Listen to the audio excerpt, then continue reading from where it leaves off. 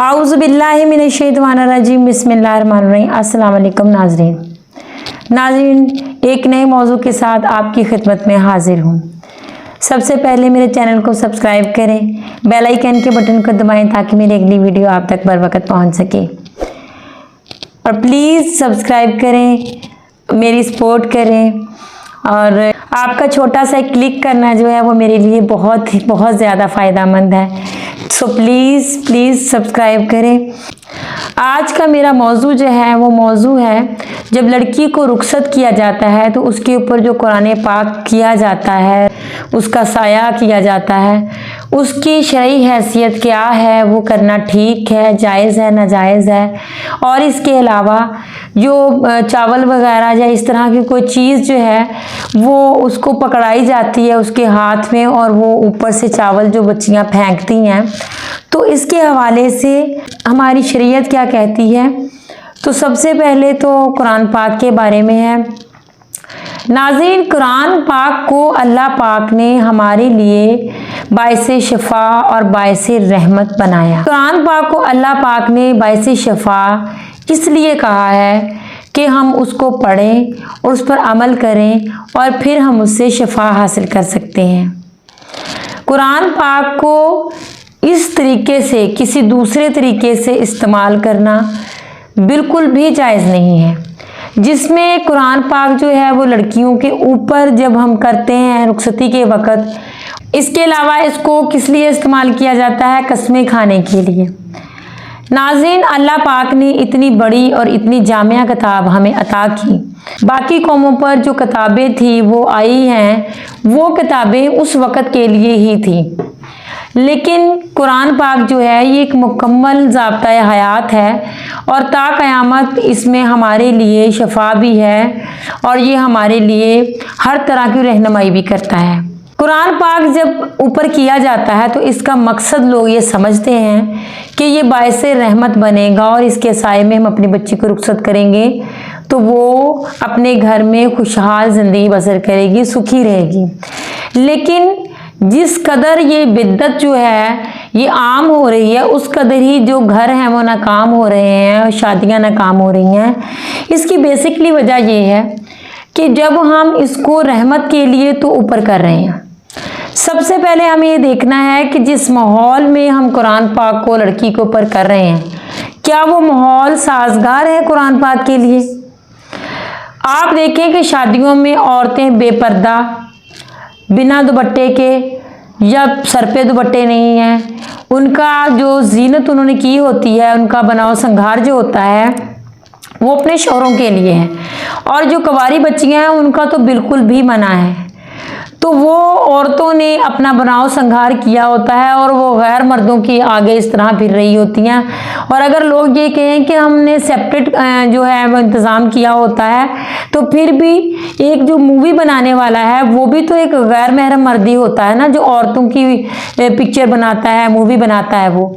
तो दुल्हन जो है उसको किस तरह से कैप्चर किया जाता है आपको अच्छे तरीके से पता है। दुल्हन के ऊपर आजकल जो फैशन बन गया है उसको उसी दुपट्टे के साथ रुखसत किया जा रहा है, उसके आगे उसके सीने पर कोई दुपट्टा नहीं है, कोई चादर नहीं है, क्योंकि रायाकारी करते हैं तो मकसद ये होता है कि उसके जेवरात जो हैं वो नज़र आएं। उसके जेवरात की नुमाइश के लिए, उसके कपड़ों की नुमाइश के लिए उसके ऊपर कोई दुपट्टा चादर हम देते नहीं, उसके ऊपर कुरान पाक कर रहे हैं, जो कि हमें ये भी नहीं पता कि सारी वो उसने कुरान पाक पढ़ा भी है या नहीं पढ़ा। उस पर हम अमल ये कर रहे हैं कि जिसके अंदर ये लिखा है कि औरत जो है वो बापर्दा होनी चाहिए, औरत के लिए पर्दा फ़र्ज है, हम जिस वक्त उसके ऊपर कुरान पाक कर रहे हैं, तो क्या हमने आजकल की दुल्हनों का वो हुलिया बनाया होता है कि उसके ऊपर कुरान पाक हम करें। आपको पता है कि किस तरह से उसको प्रोमिनेंट करने के लिए, उसके जेवरात की नुमाइश के लिए किस तरह से दुल्हन को सजाया जाता है और किस तरह उसके दुपट्टे को, जो मामूली सा एक होता है जिसमें से नज़र आता है, उसके सर पर हल्का सा टिकाया होता है, बाकी उसके सीने के आगे तो वो बिल्कुल भी नहीं होता। जिस कुरान पाक को हम ऊपर उसके कर रहे हैं, जिसके साये में हम उसको रुखसत कर रहे हैं, वो कुरान पाक हमें क्या कहता है, हमें ये बात कभी समझ नहीं आई, हमने कभी सोचा ही नहीं है उतरा किस लिए है जी। ये उतरा है अमल के लिए, और हमने उसको बना लिया है बेटियों को रुखसत करने के लिए। हमने उसको रख लिया अपने झगड़ों की बुनियाद बनाते हैं, उसको कुरान पाक की झूठी सच्ची कस्में खाते हैं। बस ये इसी चीज के लिए रह गया, और पढ़ना तो हमारे नसीब में बिल्कुल भी नहीं है। और अगर कोई पढ़ता है, बाकायदगी से उसे पढ़ता है, तो उसके पढ़ने का फायदा क्या है जब वो उस पर अमल नहीं करेगा। हम अपने बच्चों के घरों को नाकाम बना रहे हैं इस तरह से, और शादियों पर उन्हीं बच्चियों को हम तैयार करते हैं, और गैर मर्दों के ऊपर वो खड़ी फूल फेंक रही होती हैं, जो कि लड़के के रिश्तेदार होते हैं, लड़के के दोस्त अहबाब होते हैं, जिन पर वो इतनी खुश दिली से फूल फेंक रही होती हैं। यहाँ हमारी शर्म और इज्जत हमारी कहाँ जाती है? यहाँ हम इतने बगारत क्यों बन जाते हैं? यहाँ हमें नजर आता है कि अब हमने ज़माने के साथ चलना है। आप सल्लल्लाहु अलैहि वसल्लम ने फरमाया उस निकाह में बरकत होती है जिसमें सबसे कम खर्चा होता है। और जब हम अल्लाह पाक के तमाम जो हुक्म हैं उसकी हुक्मअदूली करके, तमाम नाफरमानियाँ करके, अपना दिल खुश करके, अपना जी खुश करके, रिज़्क़ की बेअदबी करके, हम अपनी औरतों को नंगा करके, जब हम शादी में गाने और ये शराब और ये हल्ला गुल्ला मर्दों और औरतों का एक जगह पर इकट्ठे होकर नाचना गाना, जब ये सब काम हम अपनी मर्जी से कर लेते हैं और खुल के रायाकारी कर लेते हैं, तो उसके बाद हम क्या करते हैं? उसके बाद हमें कुरान पाक याद आ जाता है।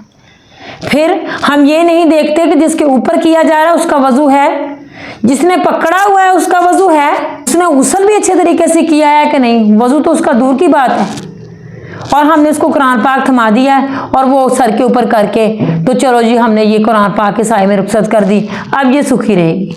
अगर कुरान पाक के साए में रुखसत करने से बच्चियां सुखी रहती हैं, तो फिर हमारी बच्चियां सुखी क्यों नहीं रहती हैं? फिर हमारी बच्चियों को वो सुख चैन क्यों नहीं मिलता? अगर कुरान पाक की रहमत के साए में हम भेज रहे हैं, तो उन पर अल्लाह की रहमतें क्यों नहीं आती हैं? हम कुरान पाक को ऊपर कर रहे हो तो उसमें जो कुछ लिखा हुआ है वो किधर गया? उसकी तो बेअदबी कर दी हमने, और उससे हम साया तलब कर रहे हैं, उससे रहमत तलब कर रहे हैं। हम एक मुसलमान होते हुए हमें शर्म आनी चाहिए इस बात की कि हम अल्लाह पाक उस पाक किताब को जो हमारी हिदायत के लिए उतारी गई थी, हमने उसको क्या से क्या बना दिया और किस किस जगह पर इस्तेमाल कर रहे हैं उसे। हम आपस में लड़ते हुए, जब एक घरों में लड़ाइयाँ होती हैं मियाँ बीवी की, और गंद पक रहे होते हैं मर्द भी, और औरतें भी आजकल कम नहीं है, लड़ते लड़ते उठते हैं और ये बात मेरी पर यकीन नहीं है और कुरान पाक जाकर उठा लिया। ये नहीं देखते हम कि इस वक्त शैतान हम पर गालिब है, ये नहीं देखते कि इस वक्त हम नापाक हैं, हमारी ज़बान भी नापाक है और हम खुद भी बावजू नहीं है। कुरान पाक उठाकर कस्में खानी शुरू कर देते हैं। क्या अल्लाह पाक ने हमारे लिए किताब इसलिए उतारी थी? ऐसी चीज़ों पर इस्तेमाल करने के लिए उतारी थी। और शादियों पर जो ये चावल पकड़ा देते हैं कि ये ऐसे पीछे को फेंकती हैं लड़कियां, और वो सारे लोगों के कदमों में जाके गिरते हैं और पैरों के नीचे आते हैं, ये पैरों के नीचे रोनते हैं उसको। क्या हो गया हमें? किस माशरे के हम मुसलमान हैं? मजहब हमारा कोई है, काम हमारे किसी और मजहब वाले हैं, पहनावा हमारा किसी और मजहब वाला है, रसूमात हमारी किसी और मजहब की हैं, और कहलाते हम क्या है? मुसलमान, नाम के मुसलमान। मैं आपको बताऊं कि हिंदुस्तान भारत में जो मुसलमान रहते हैं, बेशक वो उन लोगों के दरमियान रहते हैं जो लोग बुतों की पूजा करते हैं, बेशक वो उन लोगों के दरमियान रहते हैं कि जिनकी रसूमात जो हैं वो अब हमारे इधर पाकिस्तान में, हमारे इस पाकिस्तान के माशरे में फैली हुई हैं, और हम बहुत शौक से हिंदुओं की वो रस्में जो अदा करते हैं और खुश होते हैं। हम उधर रहने वाले मुसलमान इन चीज़ों से बचते हैं, वो इन चीज़ों पर अमल नहीं करते, वो बुराई के बीच रहकर खुद को मजबूत किए हुए हैं। लेकिन हमें पता नहीं क्या हो गया, क्यों हम दुनिया के इतना पीछे लग गए हैं, क्यों हमें दुनिया की जिंदगी इतनी पसंद आ गई है। ये 4 दिन की जिंदगी और हमने अपनी जिंदगी को बना क्या लिया है?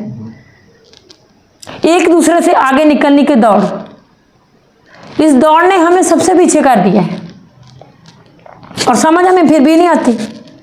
हम रो रो के ये तो कहते हैं कि हम पर अल्लाह पाक ने इतने जालिम हुक्मरान मुसल्लत कर दिए। ये हदीस हमको पता है ना कि जालिम जो हुक्मरान है उसकी पूछ, उसकी पकड़ खुदा की बारगाह में बहुत सख्त होगी। लेकिन क्या ये हदीस हमने नहीं पढ़ी है कि जालिम हुक्मरान किन कौमों पर मुसल्लत किए जाते हैं?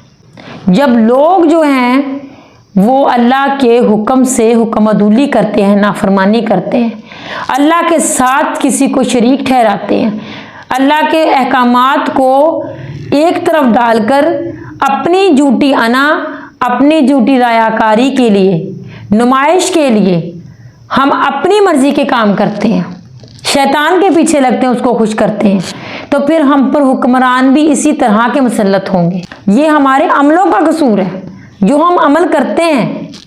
निकाह को तो अल्लाह पाक ने जब हमारे ऊपर लाजमी कर दिया है कि निकाह करो, ये मेरे नबी की सुन्नत है, उसको इस कदर आसान भी किया हमारे लिए। लेकिन मैं कहती हूँ कि आज के दौर में निकाह करना ही सबसे मुश्किल है। ख़त्म करें इन चीज़ों को, कोशिश करें आप, अगर हम कोशिश करेंगे तो कामयाब होंगे।